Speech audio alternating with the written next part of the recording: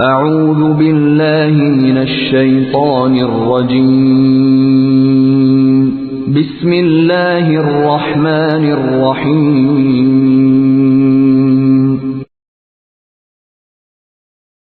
ثم قست قلوبكم من بعد ذلك فهي كالحجارة أو أشد قسوة وإن من الحجارة لما يتفجر منه الأنهار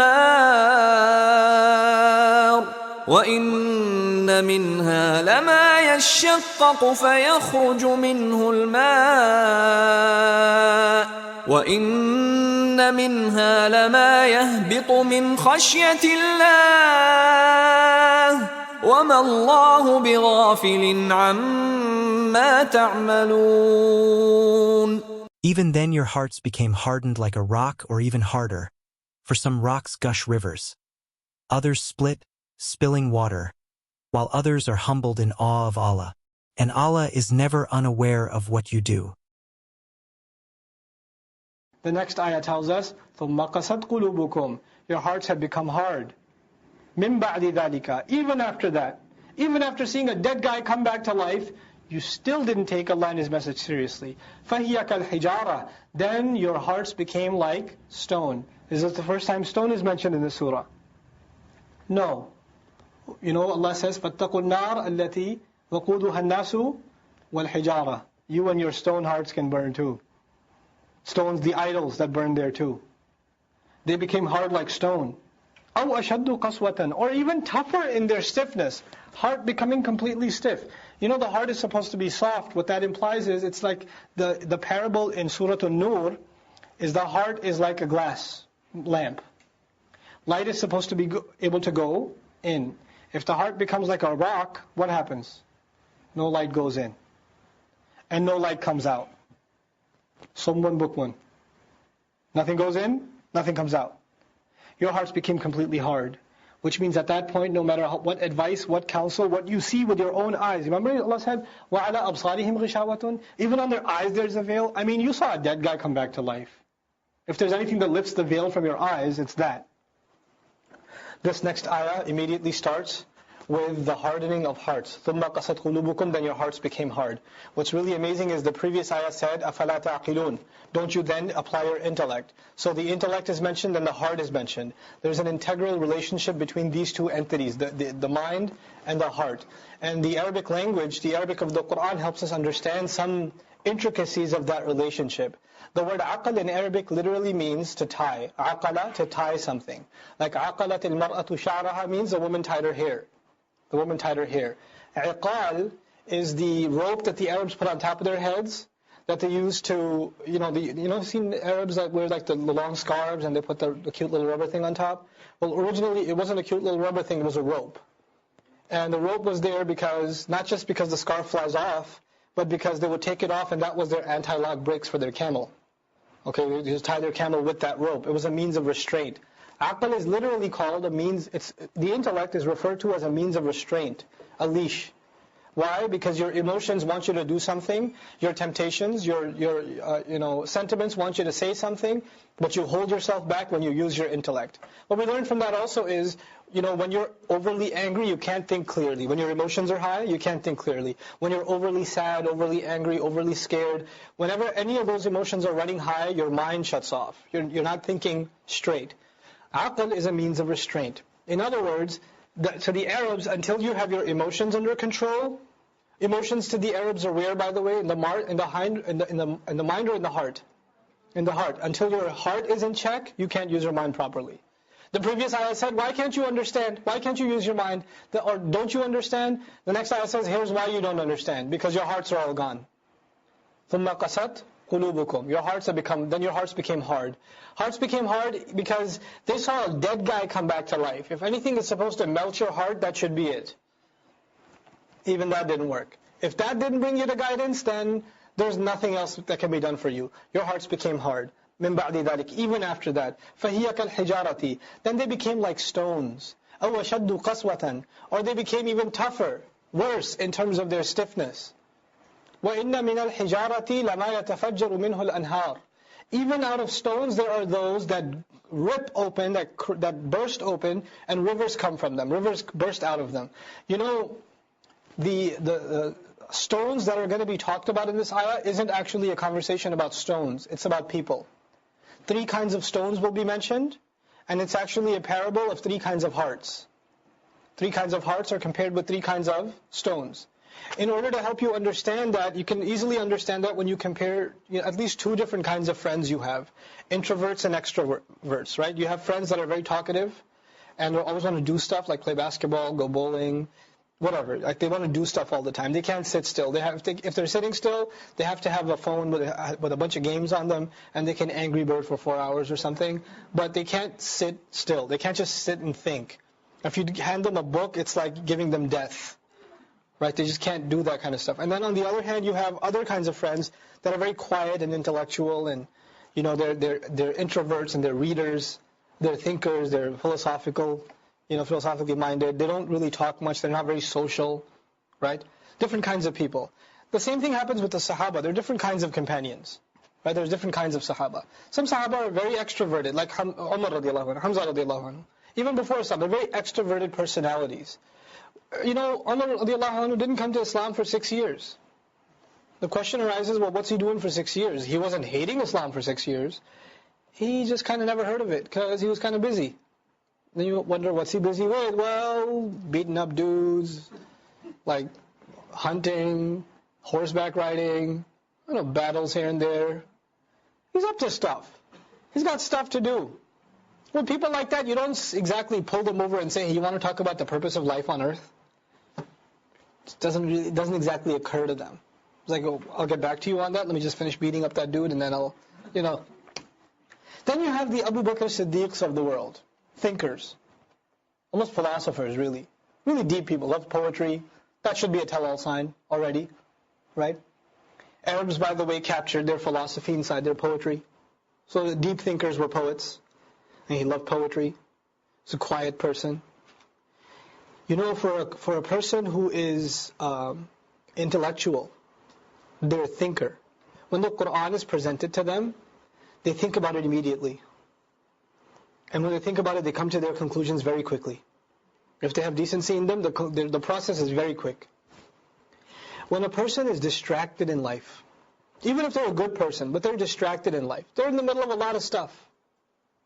You can't get their attention just by talking to them. Something has to happen that shakes them up, that gets their attention. Otherwise, you can't get their attention.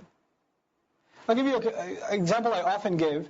You have 2 friends, the introvert, the quiet one, the intelligent thinker type, and the hyperactive one. They both go to the convention with you. Imam Siraj Bahaj is speaking. Who wants to attend? The quiet type or the extrovert?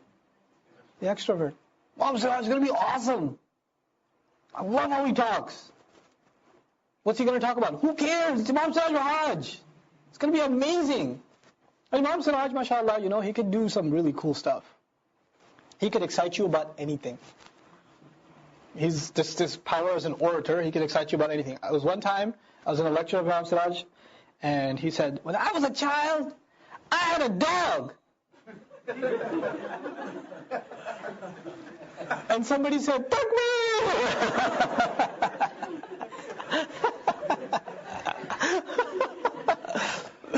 He can excite you about anything. And if both of your friends went to attend that lecture, and they came back from that lecture, and then your friend's like, that was awesome, it was so amazing, I'm so going to pray 5 times now. And the other friend says, I don't understand, I was trying to take notes, I know he had a dog, but what was the point he was trying to make? They don't get it. And then the next session is going to be like a hadith, the history of hadith compilation workshop, 5 hours long by a scholar who's visiting from Medina or is visiting from Syria. Who wants to go? The nerd. And this time he or she drags the other one with them. It's going to be amazing. I brought 4 color pens so I can take color coordinated notes. They sit there and she's listening to this was the first muhaddith and they did this and they did that. These are the names, scholars. And they turn to their friend in the middle. Was that the 8th century or the 7th century? It's like, leave me alone, man. You brought me into this. It is death for them. Different kinds of people, different kinds of things appeal to them, right? Different kinds of people, things resonate with them. It's not that one's better than the other, it's just different people. Now what happens is, in this ayah, Allah talks about a rock that just bursts open. And rivers come out of it. It's like the heart of Abu Bakr, radiallahu anhu. The potential iman, water in this ayah is faith. Water is iman itself, faith itself. When the message is presented to him, the water was so much already inside, you basically barely have to tap it, and what happened? This iman just came out. There's no time taken for him to accept Islam. With Umar, the next kind of heart, Umar is not the interpretation, it's a sample of the next kind of heart. There's other people that can have that kind of heart. Distracted by stuff. The only way you can really get their attention is to rattle them. How does Abu Bakr as-Siddiq or Umar ibn al-Khattab come to Islam? You know the story, right? It's a traumatic experience. He hit his sister. He sees blood drip down her lip, and then he's like shaken by that. And at that moment, he has the attention of the Qur'an. At that moment. Had the Qur'an been written or given to him at a time where he wasn't paying attention like that, it wouldn't have had an effect. You know? And there's other stories in the case of Umar, he was shaken before too. Literally shaken. He was hiding behind the ghilaf of the Kaaba, the cover of the Kaaba, at night time. He was going to jump the Prophet and beat him up. The Prophet was praying. He started listening to the recitation, and he said, this is some amazing poetry. That's beautiful. And the Prophet was reciting, وَمَا هُوَ بِقَوْلِ شَاعِرٍ. It's not the word of a poet. How little you believe. He says, how do you know what I was thinking? He must be a mind reader. وَمَا هُوَ بِقَوْلِ كَاهِنٍ قَلِيلًا مَا تَذَكَّرُونَ. It's not the word of a mind reader. How does he know that? What is it? تَنْزِيلٌ مِّن رَبِّ الْعَالَمِينَ. A revelation from the Master of all nations. He ran away. He got shaken up. He didn't become Muslim, he ran away, he got scared. You know? He was just shaken by it. There are some people who will come to Islam from an intellectual journey. Some will come to Islam after a car accident, after surgery, after losing a child, after something traumatic. They're going to come to Islam after almost dying by disease. They're going to come to Islam because they lost a friend. Something happened. Something that shook them up happened. You know? And these are two different kinds of hearts. So the second kind of heart, Allah says, وَإِنَّ مِنْهَا لَمَا يَشَّقَّقُ فَيَخْرُجُ مِنْهُ الْمَاءُ. Out of the hearts there are ones that crack open and water comes out. It doesn't open on its own. It has to be hit and then it cracks open. Something has to shake it, and guess what? You'll still find water in there.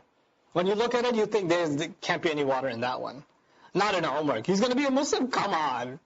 Seriously? That guy? Do you know what he does? He's going to be Muslim. And then when that heart is shaken, Iman comes out of there too. But then there's a third kind of heart. وَإِنَّ مِنْهَا لَمَا يَهْبِطُ مِنْ خَشْيَةِ اللَّهِ. Even out of them, there are those that fall from the fear of Allah. They fall from the fear of Allah. Allah mentions rocks that are falling like a landslide. You know how the picture of a landslide where rocks are falling? But He doesn't mention any water this time. The first two kinds of hearts, there were water. One more water than the other. But the third one, there was no water. What Allah is talking about is Islam without Iman. Islam without Iman. Iman is represented by what in this example? Water. When there's no water mentioned, but it still has the fear of Allah, it's submitting. It's falling from the fear of Allah, like a man falling in sajda from the fear of Allah. Like the rock falls from the fear of Allah. But he may not have tasted Iman yet. There is such a thing as having Islam without Iman. Having become Muslim, coming to the faith without tasting the sweetness in your heart. Maybe your mind has submitted. Your intellect has submitted to this mission or this belief, but your heart hasn't tasted its sweetness yet. And when the heart tastes its sweetness, you'll shed tears. It'll tell. Your mind doesn't make you cry, your heart does. Right? So Allah says, قَالَتِ الْأَعْرَابُ آمَنَّا قُلْ لَمْ تُؤْمِنُوا وَلَكِنْ قُولُوا أَسْلَمْنَا. But when say they have faith, tell them, no, you don't have faith, you've accepted Islam. وَلَمَّا يَدْخُلِ الْإِيمَانُ فِي قُلُوبِكُمْ. Iman hasn't entered your hearts yet. This water hasn't entered your rocks yet. That's what that is. Interestingly, the ayah began, your hearts were so hard, they were even worse than rock. Then Allah talked about three kinds of rock. Three kinds of rock represent three kinds of hearts. Three kinds of hearts that have hope, that have potential. And why give this example? You know how hypocrites said, what does Allah mean by this as an example? Remember that? Why give the example of rocks? Because He's talking to Bani Israel. They actually take pride in the history where water came out of rocks. So give them an example relevant to their experience. That's what Allah does. He's talking to Bani Israel, what better example than water and rock? وَمَا اللَّهُ بِغَافِلٍ عَمَّا تَعْمَلُونَ. And Allah is not at all unaware of what you're up to.